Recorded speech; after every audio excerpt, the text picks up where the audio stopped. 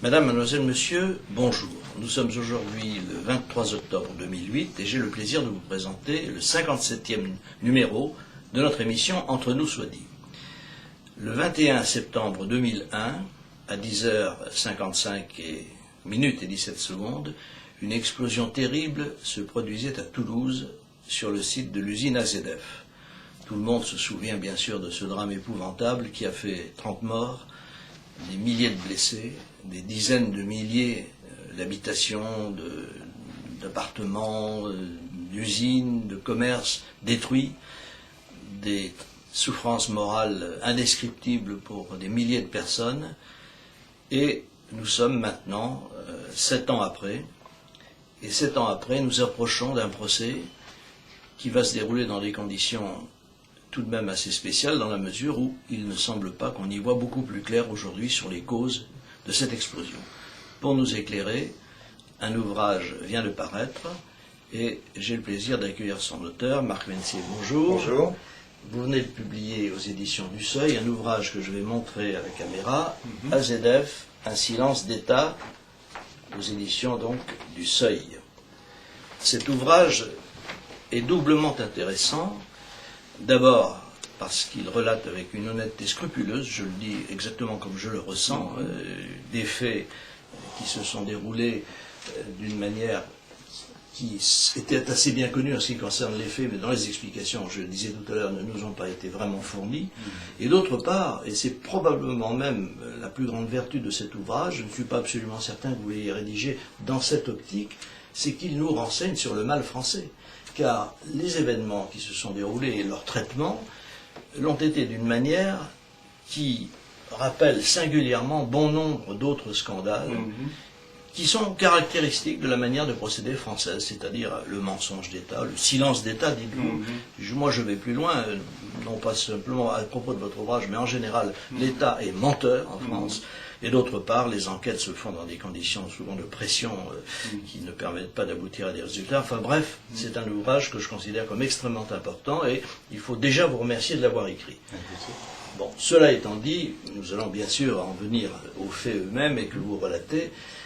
Si ça ne vous ennuie pas, j'aimerais que nous commencions un petit peu à l'inverse du schéma que vous avez choisi. Oui. Tout simplement parce que, pour bien comprendre ce qui s'est passé, il faut savoir ce qu'était le climat à l'époque. Donc, vous le décrivez, bien sûr, mais comme vous le décrivez à la fin de l'ouvrage, j'aimerais mieux qu'on en prenne connaissance dès maintenant. Qu'est-ce que c'était que Toulouse en 2001 ? Quelle était la situation politique et morale à l'époque ? Nous étions quelques jours après les attentats du 11 septembre à New York et à Washington. Et donc, ce que l'on découvre dans votre ouvrage, c'est qu'au fond, tout ça n'est pas arrivé comme un éclair dans un ciel serein. Alors, Toulouse, c'est une ville que tout le monde semble aimer, et qui est une ville très charmante à bien des égards. Seulement, il n'y a pas que le centre de Toulouse. Il y a tout autour des quartiers très nombreux, et donc des quartiers où de nombreux incidents déjà avaient lieu. C'est-à-dire qu'il y avait un contexte multiple. Il y avait déjà le contexte national et international avec le 11 septembre 2001, 10 jours avant. Donc un contexte de psychose, faut le dire. Tout le monde avait été extrêmement choqué par ces images. Il y a effectivement le contexte toulousain d'une ville qui effectivement est assez ségrégée, on va dire, avec, je citais un rapport d'un institut de recherche qui parlait d'une ville à l'américaine, effectivement, où, alors, dans ces quartiers qui étaient classés par les renseignements généraux sur une échelle les renseignements généraux avaient mis au point il y a quelques années, sous l'impulsion d'une polytechnicienne, une échelle de classement des quartiers sensibles en France, et c'est vrai qu'autour de Toulouse, il y avait 5 à 6 quartiers qui étaient au niveau 6, un peu comme une échelle de Richter, qui étaient des quartiers très, on va dire, agités. Et donc c'est vrai que dans ce contexte, après cette explosion catastrophique, donc c'est vrai qu'il y a eu une volonté au niveau de l'État de calmer le jeu, de ne pas affoler la population, donc plutôt privilégier de manière assez assez appuyé la thèse accidentelle. Il y avait aussi la peur, bon, pour éviter la psychose, les réactions de panique et même les réactions de panique au niveau économique, puisque on était également en contexte de crise financière, un peu comme aujourd'hui. Après le 11 septembre, les bourses avaient fermé, Wall Street avait rouvert le matin même du 21 septembre, donc les banques centrales avaient injecté des centaines de milliards de dollars, un peu comme aujourd'hui, pour éviter la panique. Peut-être pas des centaines de milliards, mais enfin beaucoup d'argent.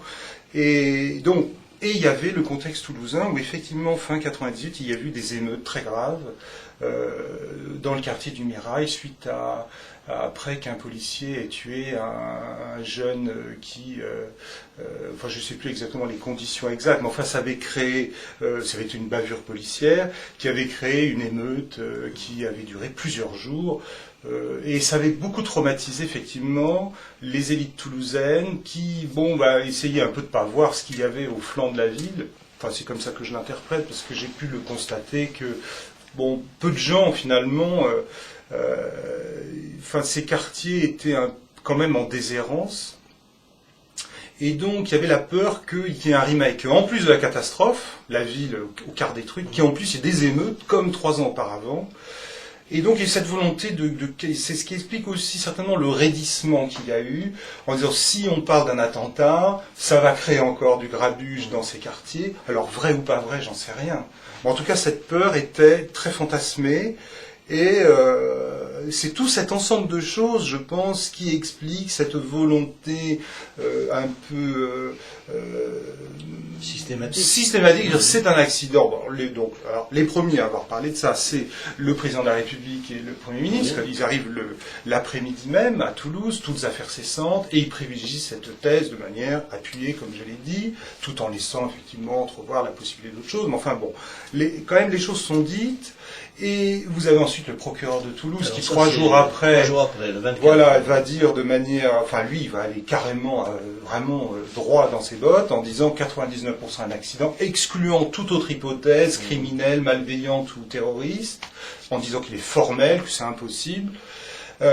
Donc tout ça a vraiment orienté l'enquête et il y a eu je pense, cette volonté d'éviter qu'on rajoute de l'émeute, des débordements sociaux, du drame au drame. Voilà. Alors, il n'empêche que dans les jours qui ont précédé, les semaines même qui ont précédé, entre le 11 septembre et le 21, c'est-à-dire 10 jours, il y avait quand même des alertes de sécurité. Elles étaient même antérieures. Il y a eu beaucoup d'alertes de sécurité. Alors ça, c'est des choses qu'on a découvertes parce que j'ai beaucoup travaillé avec Anne-Marie Casteret, qui était journaliste à l'Express. Pendant 3 ans, on a travaillé ensemble. Bon, malheureusement, Anne-Marie est décédée depuis, c'est ce que je dis au début de mon ouvrage. On devait écrire ce livre ensemble. Donc on a découvert, tous les deux, effectivement, mais longtemps après, dès le 1er septembre, la Société nationale des poudres et explosifs, qui avait une usine tout à côté d'AZF, avait reçu des alertes de la part de services de police qu'on n'a pas réussi à identifier d'ailleurs. On ne sait pas, ils se renvoient tous la balle, non, c'est pas moi, non, on ne sait pas. Qui des RG, qui de la DST, qui de la gendarmerie, parce qu'il y a un témoin qui parle de la gendarmerie, qui de la sûreté publique, on ne sait pas. Qui est allé prévenir, en tout cas, un samedi. Donc on n'était pas dans une affaire de routine, un samedi. Habituel, ça veut dire, parce qu'on nous a dit un peu, oui, c'était de la routine. Non, le samedi, c'est pas de la routine. Quand des policiers se déplacent, et apparemment ils étaient 3 ou 4. Ensuite, il y a eu la venue d'un artificier qui est venu, je ne sais pas faire quelle démonstration. Donc il y avait, alors l'alerte c'était risque d'intrusion terroriste. C'est ce qui est écrit dans le cahier du chef de car, dont nous avons pu nous procurer une copie. Donc risque d'intrusion de terrorisme, redoubler de vigilance. C'est un fait que la SNPE a accentué ces mesures de sûreté, de surveillance, en augmentant les cars, enfin bon. Et ça c'est le premier point quand même. Il y a eu d'autres événements qui ont été précurseurs.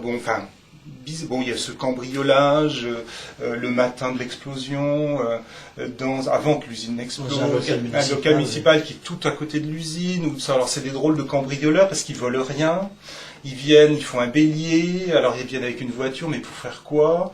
Alors, surtout les policiers qui viennent après découvrent des bidons vides, mais dont certains on sent une odeur d'eau de javel, de désherbant, enfin quelque chose qui rappelle, éventuellement, peut-être, parce que la possibilité d'une fabrication d'un engin explosif artisanal, comme ça s'était produit une année auparavant au Mirail, toujours dans ce fameux quartier, une bombe avait été désamorcée, je crois, à temps, enfin ils avaient découvert un engin de ce type. Alors bon, tout ça mis ensemble, il y a une multitude d'événements précurseurs que je cite, d'événements d'alerte qui font qu'on ne comprend pas pourquoi l'hypothèse volontaire d'acte de malveillance ou criminel ait pu être écartée d'emblée. Je veux dire, ces signaux avant-coureurs auraient dû être exploités.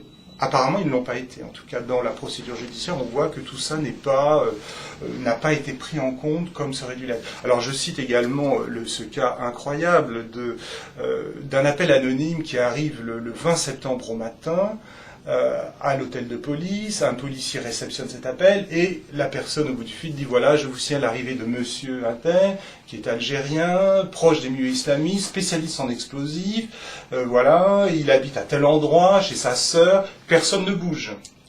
C'est-à-dire aucun policier, en tout cas apparemment, on ne voit pas d'acte de procédure qui a été fait. Et surtout, ce document a été caché pendant près de 2 ans. C'est-à-dire qu'il a fallu 2 ans, juin 2004, donc 2 ans et demi avant qu'il soit intégré à la procédure. Tout ça parce que, bon, au cours de mon enquête, j'étais amené à rencontrer ce policier, hein, et lequel policier a signalé ma venue, et du coup, tout est arrivé, donc on a vu son appel anonyme qu'il avait reçu. Bon, cette affaire n'est pas allée très loin, parce que, vous savez, 2 ans, 3 ans après les faits, bon, l'auteur de l'appel anonyme a été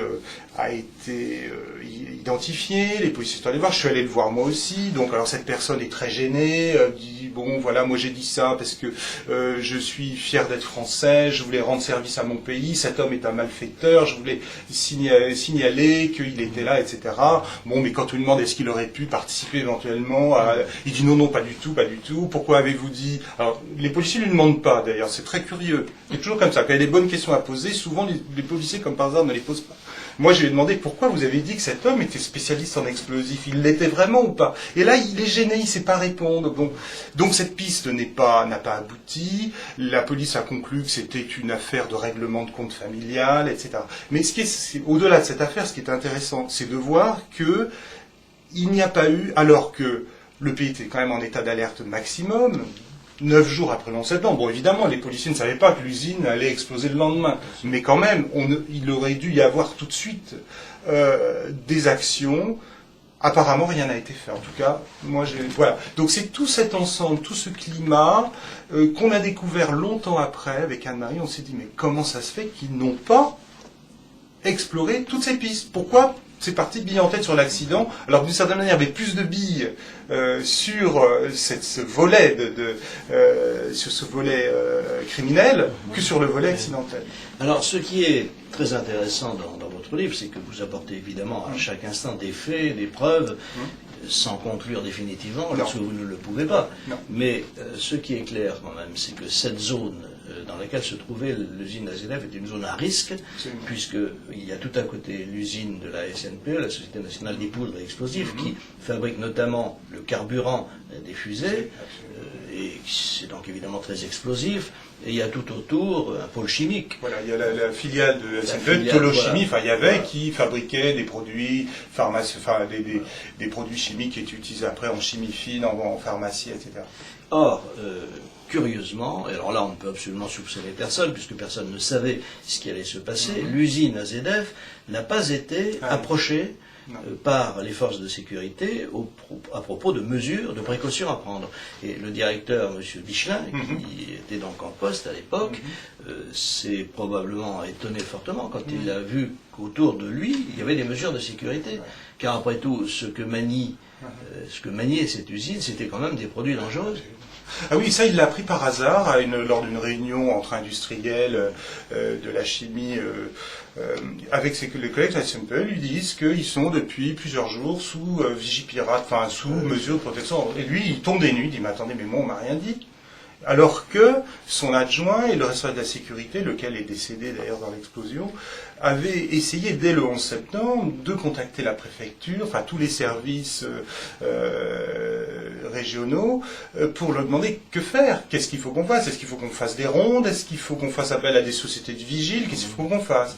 Il y a eu une réunion qui a été organisée à la préfecture avec toutes les grandes industries aérospatiales, enfin maintenant EADS, il y avait Motorola, enfin il y avait tout, mais il n'y avait pas AZF. Disons qu'on a le sentiment que cette usine a été, je dirais entre guillemets, oubliée dans le dispositif de sûreté. Alors pour quelle raison, j'en sais rien.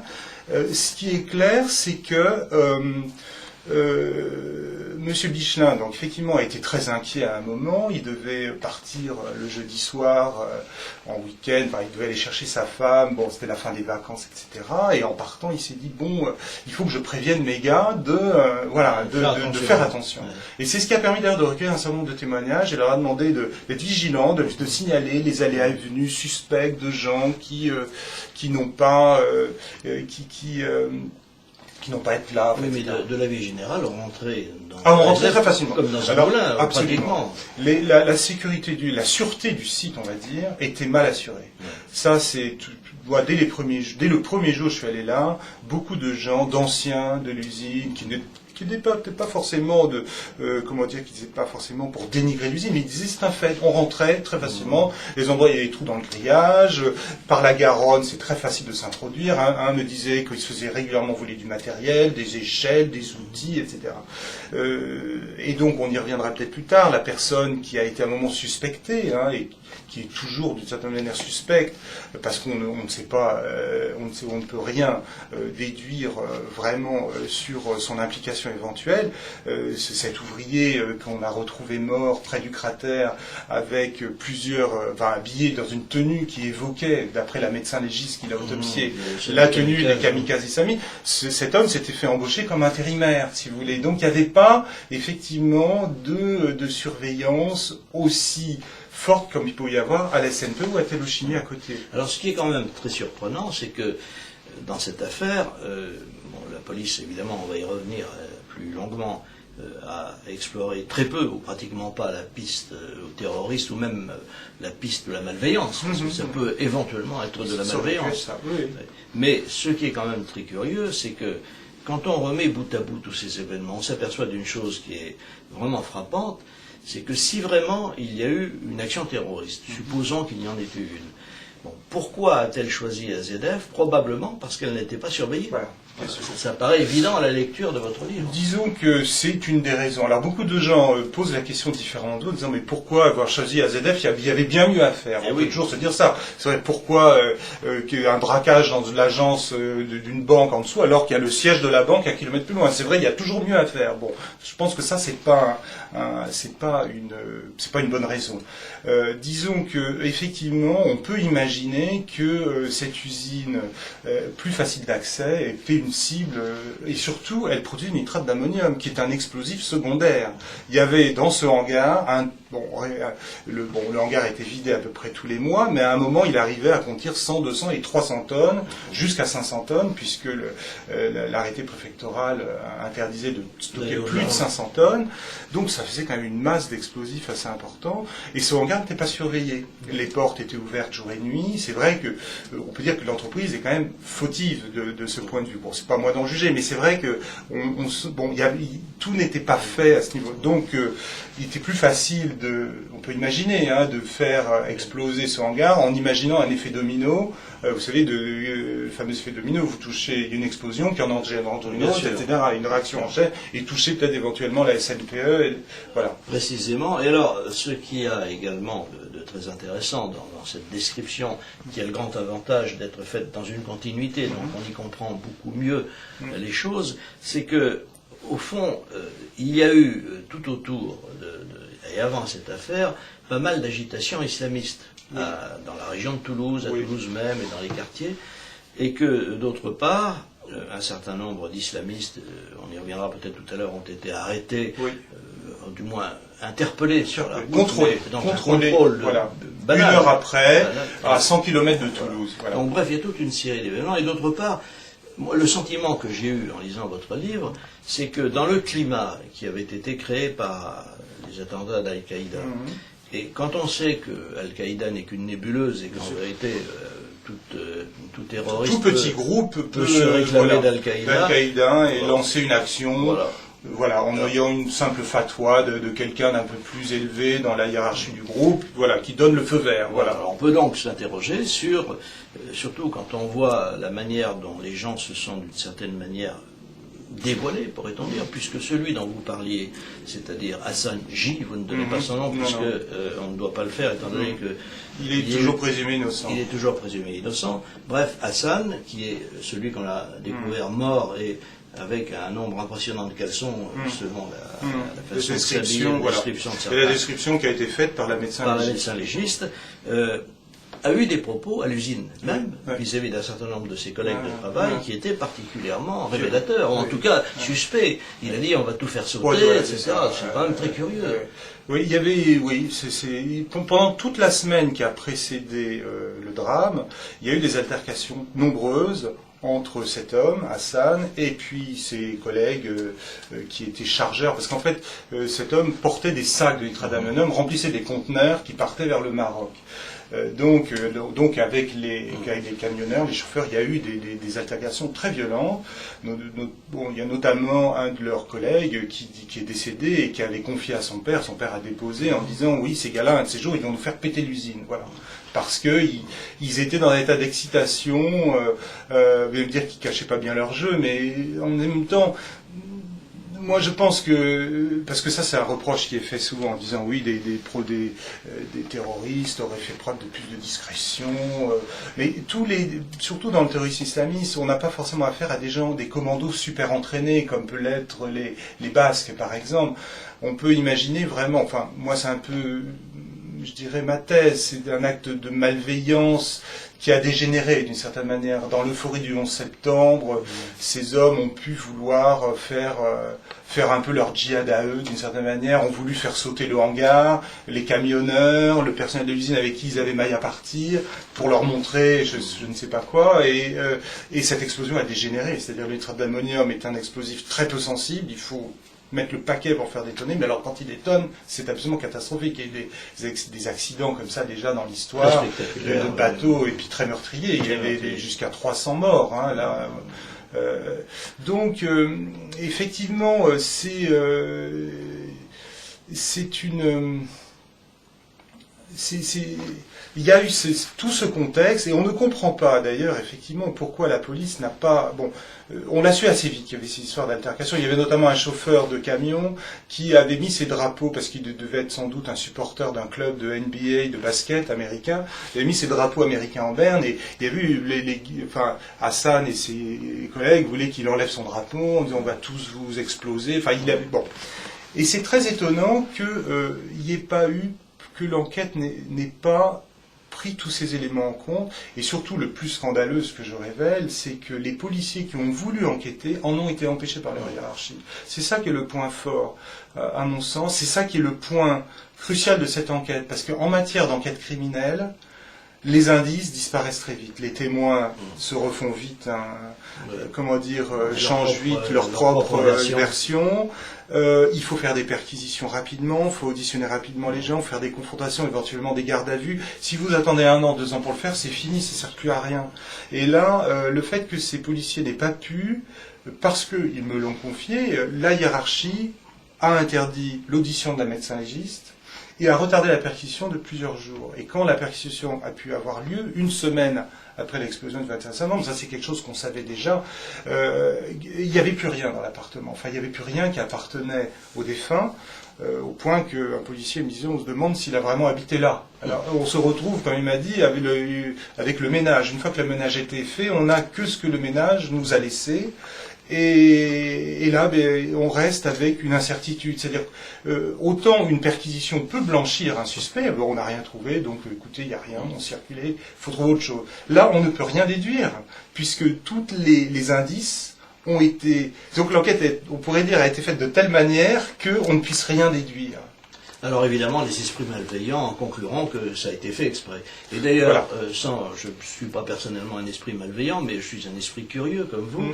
Et j'avoue qu'après la lecture de votre livre, et après quand même avoir suivi d'assez près cette affaire, je me dis qu'on a certainement voulu passer à côté de certaines choses pour les motifs que vous aviez indiqués tout à l'heure en commençant. Il n'empêche que le jour même de l'explosion, 2 heures après, il y a un communiqué de l'AFP. Alors ça, c'est tout à fait stupéfiant. Et je me demande si on ne pourrait quand même pas finir par retrouver l'auteur de cette dépêche et essayer de lui faire dire qu'il a en quelque sorte inspiré. Si vous voulez, l'auteur de la dépêche, il va faire comme moi, il va protéger sa source. Et puis il aura raison. Maintenant, on peut ne faire que des suppositions. L'AFP, eux, ils sont là pour donner des informations. 2 heures après un événement comme ça, je pense une autorité qui a dit... Ils disent que c'est accidentel. Et voilà, ils disent, surtout c'est important, la dépêche AFP dit, d'après les constatations faites sur la police, il s'agit probablement d'un accident. Or, d'après mes informations, à ce moment-là, la police n'avait pas eu le temps de faire la moindre constatation, parce qu'au bout de 2 heures, quand même, déjà le site, il fallait savoir où ça avait explosé, ensuite il fallait se rendre sur le site, et je retranscris dans le livre des conversations entre le directeur de la sûreté et son adjoint, qui se parlent, et l'adjoint qui est sur le site, il sait rien du tout, il est là, il va aux infos, il ne sait rien. Il ne sait rien. Et il dit, ça ressemble à ce qu'on a vu à la télé. Voilà. Et donc, référence plutôt au 11 septembre, voilà. Parce que le 11 septembre est effectivement dans toutes les têtes. Alors, nous allons marquer une petite pause, parce que c'est haletant, bien entendu, et nous brûlons de savoir toutes ces choses que l'on découvre dans votre livre, mais pour des raisons techniques, il faut nous arrêter un petit instant, et nous reviendrons aussitôt après pour reprendre le cours de cette émission et découvrir d'autres aspects passionnants de votre ouvrage. À tout de suite. Madame, mademoiselle, monsieur, bonjour à nouveau. Nous reprenons le cours de notre émission dans l'invité Marc Ménessier. Marc Ménessier, j'ai oublié de le préciser, mais tout le monde l'aura compris, est journaliste au Figaro, et c'est en tant que journaliste dans cette institution vénérable qu'il a mené cette enquête pour le compte de son journal et qu'il publie aux éditions du Seuil, AZF, Un silence d'État, un ouvrage absolument passionnant qu'il faut lire, toutes affaires cessantes, car on y apprend beaucoup, non seulement sur ce drame épouvantable, mais aussi sur la manière dont les choses se passent en France parfois, et même, à mon avis, beaucoup trop souvent. Donc, nous sommes au 21 septembre, quelques heures après, et déjà on nous dit c'est un accident. Monsieur Jospin, Premier ministre, est directement touché, si l'on peut dire, parce qu'il est élu. À l'époque, il était élu de Sainte-Gabelle, qui est à 30 km de Toulouse. Monsieur Chirac se déplace aussitôt. Bref, l'État, le tout État, comme on dit, a décidé... A déjà fait savoir sa préférence. Sa préférence. Il faut que ce soit un accident. Et puis, le procureur de Toulouse, monsieur Michel Bréard, lui, va plus loin, on l'a dit tout à l'heure, le 24 septembre, c'est-à-dire 3 jours après, il indique que c'est à 99% un accident.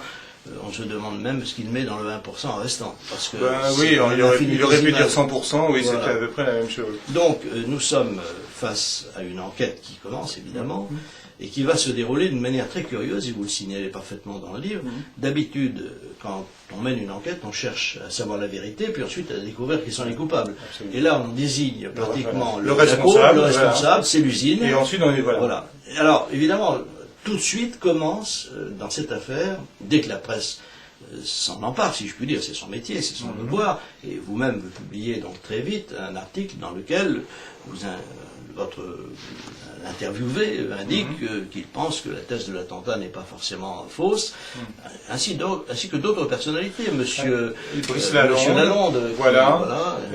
Ils sont très rares, les gens qui osent d'une certaine manière. Vous savez, en France, on a encore gardé une culture monarchique. Je le dis pas dans le bouquin parce que l'idée est venue après, malheureusement, mais je pense qu'on a une certaine culture de l'obéissance. C'est-à-dire que nous, on est dans une république, une démocratie, mais notre président est élu au suffrage universel, et je crois dans beaucoup de cercles, dans beaucoup d'institutions, il y a encore ce côté, le roi donne sa préférence, les sujets obéissent. C'est un crime de lèse-majesté. C'était un crime de lèse-majesté de contredire le roi. Et sur bien des sujets. Et sur bien des sujets, voilà.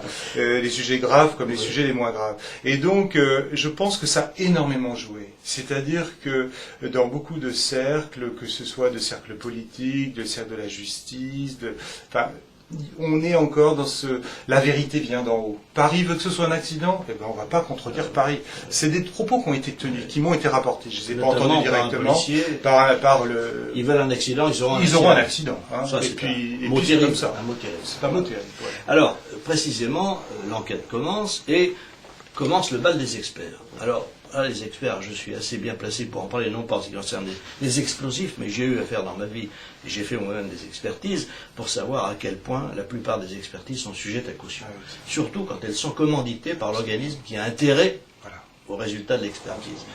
Dans le cas précis, les experts savent parfaitement ce qu'on attend d'eux, d'une part, et d'autre part, comme vous venez de le signaler, ils sont au service, en quelque sorte, d'une cause dont on leur a indiqué la finalité. Ils répondent à une commande, avec le résultat d'avance. Voilà, avec le résultat. Il faut prouver le résultat qui a été, on va dire, décrété. Hein. Il fallait que ce soit un accident. Et d'ailleurs, les policiers qui ont voulu enquêter sur la piste criminelle, non pas parce qu'ils avaient un a priori, mais parce que des éléments les amenaient. Hein, parce que la médecin légiste les appelle, leur dit voilà, il faut que je vous parle, cet homme est habillé, ça me fait penser, etc. On les empêche en disant non, tu pollues l'enquête, le procureur a dit que c'était un accident, donc tu vas pas nous emmerder avec un attentat. Il réussit quand même à auditionner la compagne, pareil, mais qu'est-ce que tu vas emmerder la veuve d'une victime? Enfin, c'est des choses qui sont incroyables. Imagine dans une affaire de pédophilie, on va pas aller auditionner les parents parce qu'on va pas emmerder les parents de la petite victime. Mais bon, si c'est un viol familial, vous imaginez un peu l'erreur judiciaire si on accuse quelqu'un d'autre. Bon, enfin voilà. Donc tous ces arguments sont absolument incroyables. Hein, Alors, il faut préciser à ce moment de notre entretien. Oui. Puisqu'on va parler un petit peu de chimie, alors je rassure nos téléspectateurs, on ne va pas aller trop loin. Dans le livre, il y a tous les détails. Il y a tous les détails, mais vous êtes vous-même ingénieur agricole, donc vous savez quand même de quoi vous parlez, d'autant plus que ce fameux tas d'ammonitrate qui se situait dans le hangar 221, vous l'avez vous-même, ce produit, vous l'avez vous-même utilisé... Voilà, enfin le tas du nitrate d'ammonium, pas ce tas-là. Mais disons que voilà, j'ai des origines agricoles, voilà, je suis moi-même jardinier amateur, donc je veux dire, c'est quelque chose de tout à fait banal, quoi. Et moi, c'est vrai que quand l'explosion a eu lieu, j'étais en reportage à l'étranger, quand je reviens lundi, on en parle avec les collègues, évidemment, parce que je travaille au service scientifique du Figaro, et moi je dis mon incompréhension, je dis, mais attendez, ce produit, tout le monde l'utilise depuis des décennies dans le monde entier, il n'y a jamais eu un hangar, une ferme qui explose comme ça, boum, parce que le produit a été mal stocké, parce qu'il est impur, c'est ce qu'on reprochait aux produits qui étaient stockés dans le hangar. Moi j'ai vu du nitrate d'ammonium stocké dans des fermes, où aujourd'hui il y a un niveau de technicité qui est plus grand, mais il y a une trentaine d'années, quand j'étais plus jeune, il n'y a jamais eu, comme il peut y avoir des explosions de gaz dans les villes, le gaz c'est dangereux, j'ai des Gaz de France fait tout ce qu'il faut pour assurer la sécurité, mais de temps en temps il y a une explosion, jamais avec du nitrate d'ammonium, jamais dans les conditions qui étaient celles du hangar 221. Sauf dans quelques cas bien précis, qu'un lecteur du Figaro vient vous signaler, voilà. Et il vous explique, c'est un polytechnicien, voilà, c'est ce qu'il dit en principe, ingénieur des poudres, voilà. Et il explique que finalement, et l'histoire le confirme, que s'il faut un confinement, ce qui n'était pas du tout le cas, et que d'autre part... et puis une source de chaleur. Alors il fallait 3 conditions. Des impuretés, alors il y avait des impuretés, mais en fait pas tant que ce que prétendait l'accusation au départ, puisque les analyses ont montré qu'il y avait effectivement des traces d'hydrocarbures, parce que les hydrocarbures ont un effet sensibilisant sur le nitrate d'ammonium, mais pas suffisamment pour engendrer une explosion spontanée en plus, puisqu'il n'y avait aucune source de chaleur dans le hangar. Et donc il fallait de l'impureté, une source de chaleur et du confinement. Et surtout, dans l'accidentologie, l'histoire des accidents du nitrate d'ammonium, il y en a eu des grandes catastrophes. C'était souvent après, soit le tir d'un explosif, mais ça, il ne fallait pas en parler, puisqu'il n'y avait pas d'attentat. Donc, l'hypothèse exclue. Ensuite, si on retenait l'accident, il fallait donc impureté, source de chaleur et confinement. Et surtout, il fallait que, en général, dans tous les accidents, c'est au bout d'un incendie prolongé. C'est souvent au bout d'1 heure, 2 heures. Des fois même, sur certains bateaux qui ont explosé dans les années 50, il y a un incendie, je crois, qui a duré une dizaine d'heures avant qu'il y ait la détonation. Là, il n'y a pas eu d'incendie du tout. Ça a explosé d'un coup. Donc c'est la première thèse qui est retenue, et donc les experts essayent d'expliquer que les impuretés ont pu, par le jeu complexe des interréactions, ils sont partis sur... Dans n'importe quoi, il faut dire les choses. Et très vite, ils s'aperçoivent qu'ils sont dans le délire le plus complet, lorsque soudain surgit la thèse du chlore. Voilà. Alors là, c'est tout à fait bénéfique pour eux, parce que on a déversé effectivement, non pas sur le tas, si j'ai bien compris, mais à côté, oui. Sur un petit tas qui était à côté du grand. Du DCCNA, c'est-à-dire du chlore. Du chlore, voilà, on va se dire du chlore, mais c'est pas du chlore gazeux, c'est un composé qui contient des atomes de chlore, c'est un composé qui sert à désinfecter l'eau des piscines, en fait, parce qu'au contact de l'eau, il libère de l'eau de javel, et donc voilà. Exactement. Donc, ce manutentionnaire qui travaille dans l'usine est chargé précisément de nettoyer en quelque sorte et d'amener les produits ici et là, et donc là il déverse du chlore. Et alors du chlore, non, c'est ce que l'accusation prétend. Non, il déverse une benne de produits. De produits, voilà. Donc, lui il dit j'ai déversé du nitrate d'ammonium. Voilà. Et ça n'est alors l'accusation, j'ai fait un lapsus, l'accusation prétend qu'il a déversé du chlore. Or ça n'en était pas. Donc, premièrement. Et deuxièmement, alors là il se passe un événement que j'avais d'ailleurs suivi moi-même, non pas en direct, parce que je n'étais pas sur place, mais dans la presse, grâce à vos articles et à ceux d'autres de vos confrères. La reconstitution chargée de démontrer qu'il avait bien déversé du chlore tourne à la catastrophe pour les enquêteurs et pour les experts, puisque on ne peut pas déverser du chlore sans être littéralement intoxiqué. Alors, ils sont partis voilà, ils sont pas bons. Ils ont ramé pendant 2 mois avec des explications invraisemblables. Et qui contrastait avec les 99% du procureur. Parce que moi, quand je suis allé à Toulouse, je reviens juste un peu en arrière, quand je suis allé à Toulouse, que le journal m'a envoyé là-bas, on s'est dit, bon, le procureur, il sait pas bien s'exprimer, mais 99%, il y a forcément un biscuit. En fait, il n'y avait rien, et on a vu que les experts avançaient des thèses qui ne tenaient pas la route. L'arrivée du chlore, effectivement, c'est formidable. C'est la bénédiction. Bon. Pourquoi le chlore? Bon, parce qu'on sait effectivement qu'un quart d'heure avant, cet ouvrier a déposé une benne de produits, parce que c'est son travail. Il ramenait du nitrate d'ammonium de différents endroits de l'usine, qui était stocké là temporairement, avant de partir. C'était des rebuts, entre guillemets. Bon, les gens de l'usine n'aiment pas qu'on parle de ça, mais enfin, disons, c'est des produits qui ne correspondaient pas aux spécifications commerciales, mais n'étaient pas plus dangereux que le produit, parce que les grains étaient trop petits, trop gros. Nitrate d'ammonium sur nitrate d'ammonium, ça n'explose pas. Il se trouve que peu de temps après, donc ça, effectivement, le dernier à être rentré dans le hangar, en tout cas avec du produit, c'est cet homme. Donc, qu'est-ce qu'il y avait dans la benne? Lui dit, moi, c'était du nitrate d'ammonium. Quelques jours après, on découvre dans le hangar où il travaille un sac de chlore, un sac de DCCNA, vide, naturellement, qui a été déposé. On ne sait pas d'ailleurs comment ce sac, je consacre un chapitre, la mystérieuse apparition de ce sac vraisemblablement n'est pas arrivé là par hasard. Quelqu'un l'a déposé. C'est à peu près évident. Maintenant, ça c'est le point d'interrogation, il est possible que ce soit quelqu'un de l'usine. Je le dis parce qu'il y a, je ne nomme pas cette personne, mais pour des raisons très compliquées, des raisons de règlement de compte interne, des choses, il semblerait que cette personne ait voulu un peu aider l'enquête scientifique qui patinait, il faut le dire. Bon, parce que le chlore, effectivement, avec le nitrate d'ammonium, on sait depuis longtemps que ce sont des produits incompatibles. C'est-à-dire que, bon, ils n'explosent pas, mais ça fait ce qu'on appelle de la combustion de la déflagration. C'est-à-dire des petits, ça n'aurait pas pu faire exploser le hangar. Mais disons que c'est des produits incompatibles, et tout de suite, les experts, les enquêteurs se disent, voilà, super. Le gars, il s'est gouré, voilà. Bon, la difficulté, c'est que, bon, effectivement, ce sont 2 produits, ce sont des cristaux blancs, donc même couleur, mais pas du tout la même odeur. Et les policiers et les experts vont nier l'évidence pendant des mois en disant, mais oui, il a confondu, le produit ne sent pas, etc. Le nouveau juge qui est nommé le juge Thierry Périquet à l'été 2002, veut y voir clair, dit on va faire une reconstitution. Effectivement, la reconstitution tourne en eau de boudin. Même les experts reconnaissent qu'il est impossible de pelleter de donner plus de 3 coups de pelle dans le produit sans avoir besoin d'un masque. C'est un produit extrêmement toxique. On voit bien d'ailleurs quand on va à la piscine, il y a pas des, parce que là il y avait 500 kilos de produits quand même. Bon, ils mettent quelques grammes et vous voyez bien les yeux, on les a rouges quand on reste trop longtemps dans l'eau.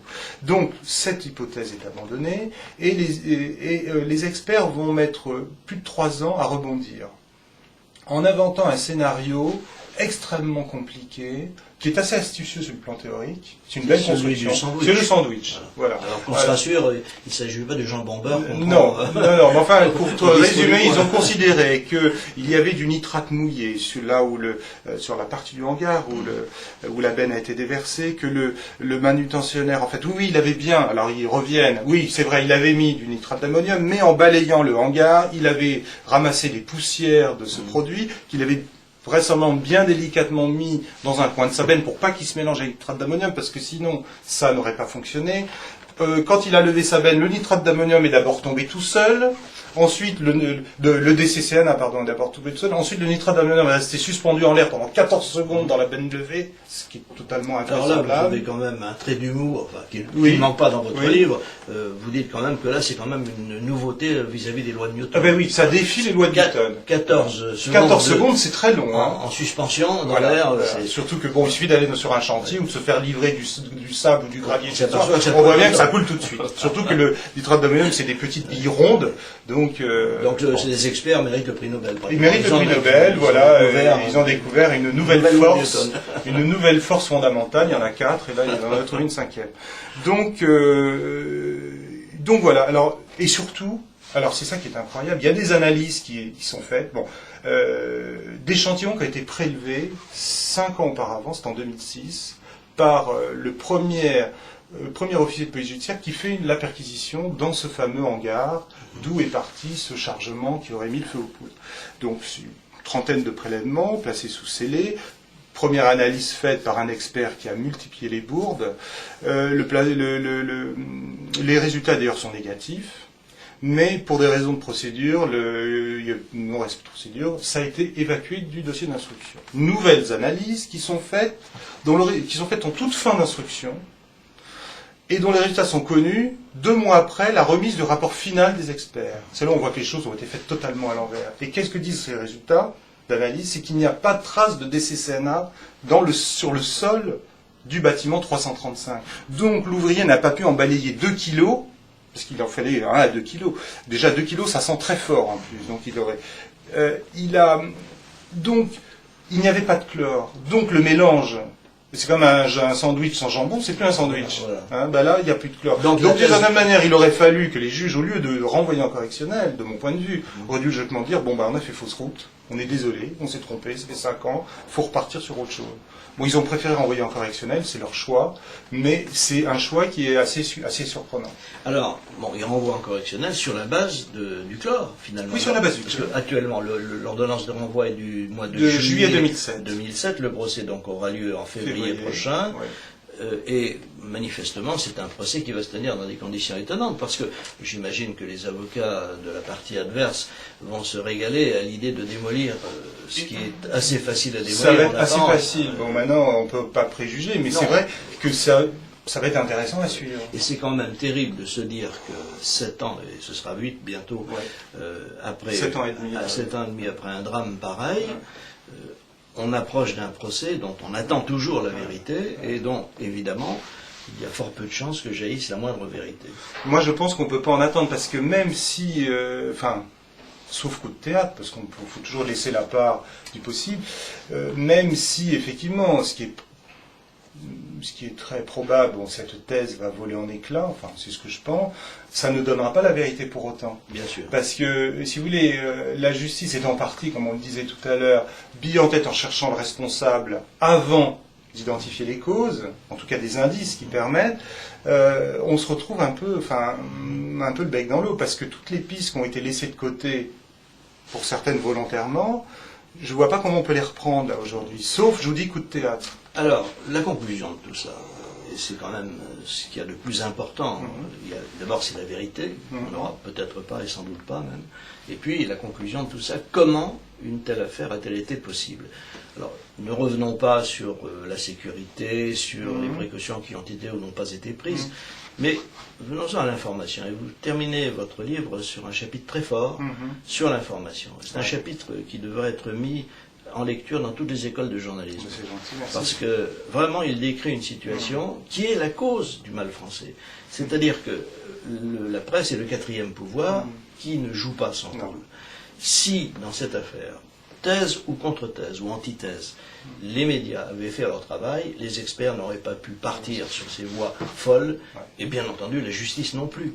Donc nous sommes face à une situation de volonté de silence, vous appelez ça un silence d'État, je rappelle le titre de l'ouvrage, un silence d'État, et donc c'est cela qui est extrêmement grave, d'autant plus que s'ajoute à ce silence ce qui en a été probablement la raison fondamentale, c'est que dès que vous avez abordé la thèse possible de l'attentat, vous n'avez absolument pas milité. Je n'ai rien affirmé. Moi, je n'ai rien affirmé, contrairement... On vous a immédiatement soupçonné d'agir soit en fonction de thèses qui ne sont pas les vôtres, d'ailleurs. Oui, de racisme, disons le mot. Ou au profit de l'entreprise. Ou d'être intéressé par Total, qui avait... Enfin, voilà, on m'a... Donc on est dans le tabou, en fait. On est dans le tabou, on est dans le procès d'intention, on est dans le... et on est dans l'obéissance. Les médias obéissent. C'est terrible à dire, mais dans cette affaire, la plupart de mes confrères ont obéi. On considérait que la vérité venait d'en haut. Les experts le disent, ils ont raison. Je fais confiance à la justice de mon pays. C'est des citations qu'on entend régulièrement de confrères qui disent ça. Moi, je fais confiance à la justice. Moi aussi, je fais confiance à la justice, après tout. Mais je ne peux pas lui faire une confiance aveugle. Quand elle dérape, je pense que c'est de notre devoir, en tout cas, de montrer que là, peut-être qu'elle s'égare. Donc, responsabilité des médias, responsabilité des propriétaires des médias aussi, parce qu'il faut quand même bien le dire. Le propriétaire de médias, qu'il se mêle directement ou indirectement, ou pas du tout de la rédaction, a quand même des grands principes à faire valoir. C'est un premier point. Et deuxième point, quand même très intéressant aussi, quand on aborde tous ces problèmes, on a immédiatement une interaction politique. Ouais. Alors, si les propriétaires des médias n'étaient que propriétaires de médias, je dirais qu'à la limite, ça leur serait même très bénéfique d'avoir un conflit avec les pouvoirs publics, parce que ça ferait vendre leur journal. Mais ils sont tous intéressés à autre chose. Donc, cher ami, vous comprenez, vous ne pouvez quand même pas faire ça, votre journal a écrit que, etc., ou votre télévision a dit, et on en arrive à une situation où désormais il y a une vérité d'État, et cette vérité d'État, eh bien, il faut la gober telle qu'elle est, comme le disait votre policier. Vous voulez un accident, vous aurez un accident. Exactement. Oui. Alors ça, c'est effectivement un premier point. Deuxième point, quand même très intéressant, en ce qui concerne la réaction que peuvent avoir les rédactions. Là, je ne sais pas, vous avez été soutenu par votre rédaction d'une façon assez... Même s'il y a eu quelques conflits. Il y a eu des conflits, mais bon, j'ai pu travailler pendant 3 ans. Voilà. On ne vous a pas fait de difficultés Ça a été difficile. Oui. Il a fallu se battre en interne comme en externe. Il y a eu vraiment... Les rédactions se sont divisées, pas que la mienne. Il y avait les pro-accidents, entre guillemets, et les pro-attentats, entre guillemets. Si vous voulez, bon, il y a un fait qu'il faut qu'on cite, c'est que j'ai été poursuivi par le procureur de Toulouse pour diffusion de fausses nouvelles de nature à troubler la paix publique. Et ça, je crois que ça a beaucoup frappé les esprits. Les gens, bon, moi j'étais pas à l'aise quand même, c'est quand même une accusation grave, c'est comme accuser un médecin de tuer ses malades, je veux dire, accuser un journaliste de diffuser sciemment bien sûr. Des nouvelles fausses de nature à installer le chaos ou je sais pas quoi, c'est grave. Et donc, bon, j'ai été relaxé, mais ça a été assez violent quand même. On a été plusieurs dans ce cas, des collègues de Valeurs Actuelles et un autre collègue du Figaro. Bon, il y a eu également des plaintes en diffamation de la famille, bon ça c'est un autre volet, mais sur lesquels on a été en partie relaxé, on a été quand même condamné en appel pour diffamation d'une personne, la compagne de Hassan J. Mais effectivement, il y a... J'ai du mal à m'expliquer le fonctionnement. Je crois que la presse en France est assez suiviste quand même. On se copie un peu les uns les autres. On a peur de se singulariser. Et de briser un consensus. Et de briser un consensus, voilà. Ça, c'est très difficile. Souvent, les gens, quand on lance un truc, on regarde derrière. Oh ben, je suis pas suivi, ben j'arrête. Si je suis pas suivi, c'est que je me trompe. Et puis il y a toute cette course, c'est vrai qu'avec Internet, avec le développement des nouvelles technologies qui sont très bien par ailleurs, mais c'est une espèce de course à l'information à l'information dans la brièveté. Vous voyez, on fait des news, vous voyez, on se fait de news en news, et ce qui s'est passé 6 mois avant, ça appartient presque à la préhistoire. Alors on réagit sur le coup, et puis après si ça se complique, allez, on passe à autre chose. Et puis il y a aussi un autre phénomène qui est celui des reprises en matière de presse, c'est-à-dire quand on est repris en matière de presse, on peut créer un événement, sans vouloir le créer, mais parce qu'il y a un événement que l'on peut développer, et si on n'est pas repris, ça s'arrête. Ça s'arrête. Le plus souvent, ça s'arrête, c'est vrai. Et il y a des tas d'affaires, on voit, vous avez raison, on pourra en citer quelques-unes, où on en parle pendant quelques jours, et après ça, oui, on nous dit, oui, l'enquête judiciaire suit son cours, et puis elle suit son cours depuis Pour prendre un exemple contemporain et rapide, on peut par exemple, aujourd'hui tout le monde parle des frasques de M. Strauss-Kahn. Dans quelques jours, s'il est canonisé, on dira que c'est tout à fait normal. Je ne sais pas. Mais disons que oui, ça va. Non, mais c'est pour dire que l'actualité va vite. L'actualité va très très vite, absolument. Enfin bon, un peu, ça fait du bien parce que le sujet qu'on traite est assez lourd. Alors donc, cet ouvrage évidemment est le fruit de plusieurs années d'enquête. Rappelons quand même, vous avez évoqué son nom, mais c'est un nom qui doit rester dans la mémoire des Français. Anne-Marie Casteret, une grande journaliste. Elle était d'ailleurs médecin, je crois, de formation. C'est elle qui a sorti le scandale du sang contaminé. C'est quand même un événement glorieux. Glorieux, et elle a eu beaucoup de mal. Alors, ce qui est très intéressant, je le cite dans le livre, c'est que sans la presse américaine, l'affaire du sang contaminé n'aurait peut-être jamais éclaté en France. Parce que... Là, il y a eu reprise. Oui, il y a eu reprise. Mais à l'étranger. À l'étranger. Et c'est les reprises à l'étranger qui ont amené toujours un peu le suivi. Si les étrangers, si les Américains, les Anglais, les Allemands, c'est que ça doit être vrai. C'est-à-dire qu'il n'y a pas... et c'est ça qu'il n'y a pas, des fois on n'a pas le courage de nos informations. On travaille, on a des infos, on a des faits. Une fois qu'on est sûr de ce qu'on a mis en évidence, on doit l'affirmer, même si ça va à l'encontre de toutes les idées préconçues qu'on peut avoir sur le sujet. Il faut, pour que ça vaut vraiment le coup évidemment, il faut pouvoir le faire. Et ça, la difficulté, notamment dans le domaine de la police et de la justice, c'est que les confrères travaille quand même dans un domaine qui est couvert par le secret de l'instruction. Autant, moi je suis journaliste scientifique, un chercheur publie une étude, on peut accéder à son étude, il dit que ce qu'il trouve c'est génial, mais si on lit son étude puis qu'on voit que finalement il y a une erreur dans son protocole, que finalement il pense avoir trouvé ça, mais en fait il a trouvé autre chose, il y a un artefact, etc., on peut critiquer tout de suite. Là, on ne peut pas. La procédure est secrète, les rapports d'expertise, vous les avez... faut ruser pour les avoir, puisque vous ne devez pas les avoir, des fois avec 3 mois, 6 mois de retard. Le mal est fait, si je puis dire. Où on va vous dire une vérité, voilà, nous avons fait des expertises, qui concluent que, mais sans savoir comment l'expertise a été menée. Et là, on voit dans l'affaire que les expertises ont été menées de manière absolument invraisemblable, avec notamment un expert qui réussit à faire exploser de l'urée, en pensant faire exploser du nitrate d'ammonium. Et c'est cet essai qui va conduire à la mise en examen de 13 personnes. C'est vrai que c'est risible, mais en même temps, c'est très grave. Alors terminons quand même sur une note optimiste. Les principaux protagonistes judiciaires de cette affaire ont obtenu de belles mutations, avancements. Oui. Donc on peut estimer qu'on a été satisfait de leur travail. Oui. Le juge Périquet des jours heureux à Monaco. Le monsieur Bouchité, qui était le directeur DRG, est devenu par la suite directeur central des renseignements généraux. Il a succédé d'ailleurs à monsieur Bertrand. Avant, il y avait monsieur Pascal Maillot. Monsieur Pascal Maillot, qui a resté peu de temps. Un an ou deux. Et puis, un certain nombre d'autres protagonistes. Monsieur Bréard a été... Alors lui, il a été muté à Bordeaux, mais il n'a pas eu de promotion. C'est le seul qui a été, quand même, qui n'a pas eu de... Alors ça, c'est très curieux. C'est quand même un signe. C'est un signe, c'est que tous les gens qui ont effectivement... le préfet de Toulouse aussi a été nommé ambassadeur au Kenya, ce qui est très rare. Un préfet est rarement nommé ambassadeur. C'est difficile d'interpréter, évidemment, mais on peut quand même mettre les choses... Ça ne peut être que leur mérite. Ça ne peut être que leur mérite, absolument. Et M. Wolf, qui était le procureur général, et qui était au-dessus de M.